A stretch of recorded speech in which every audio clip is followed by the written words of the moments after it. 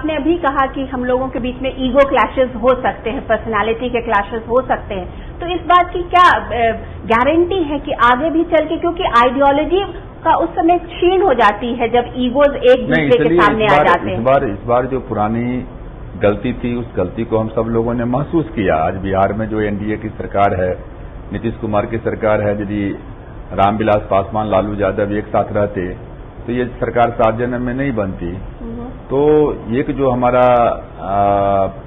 जो कहें कि टकराव हुआ या हम अलग अलग लड़े, जिसके कारण वो सत्ता में आए, तो इस बार हम लोग उस गलती को नहीं दोहराएंगे, ये हम लोगों ने संकल्प लिया है। मान लिया जाए कि अब आप तीनों जो हैं हर मुद्दे पर हर वक्त साथ रहेंगे।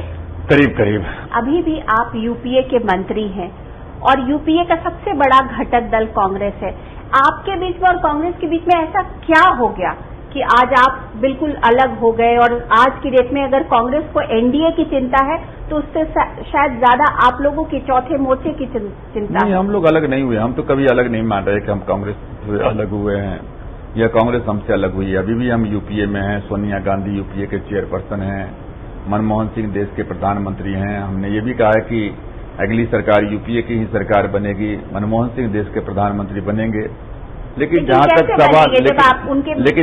तक सवाल है कि जो ग्राउंड रियलिटी है, कांग्रेस पार्टी ने ही इस बात को छेड़ा। कांग्रेस पार्टी ने कहा कि नेशनल लेवल पर कोई अलायंस नहीं हो सकता है, pre poll alliance national level पर नहीं होगा, पोस्ट अलायंस होगा। तो नेशनल अलायंस नहीं है तो हर स्टेट की अलग अलग परिस्थितियां हैं।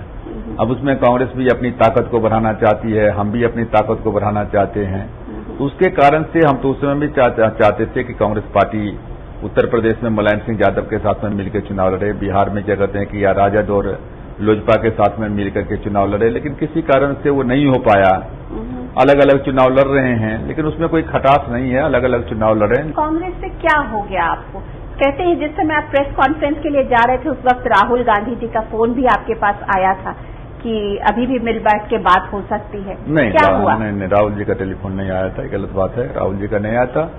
उसमें हमारे जो पार्टी के सेक्रेटरी जनरल हैं, खालिक साहब हैं, खालिक अहमद जी, उनके पास में जरूर टेलीफोन आया था अहमद पटेल जी का, और उन्होंने कहा कि साहब वो तो पासवान जी तो बैठ गए हैं प्रेस कॉन्फ्रेंस में, अब क्या कहा जा सकता है। लेकिन उसके पहले हमने बहुत प्रयास किया था कि कांग्रेस और सब हम लोग मिलकर के एक साथ चुनाव लड़े।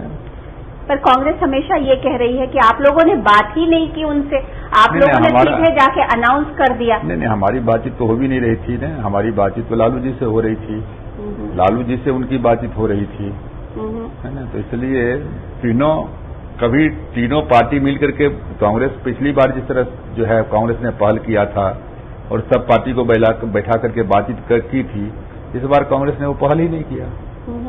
क्यों नहीं किया? आपको क्या लगता है क्यों नहीं किया कांग्रेस? पता नहीं, वो तो कांग्रेस बतलाएंगे।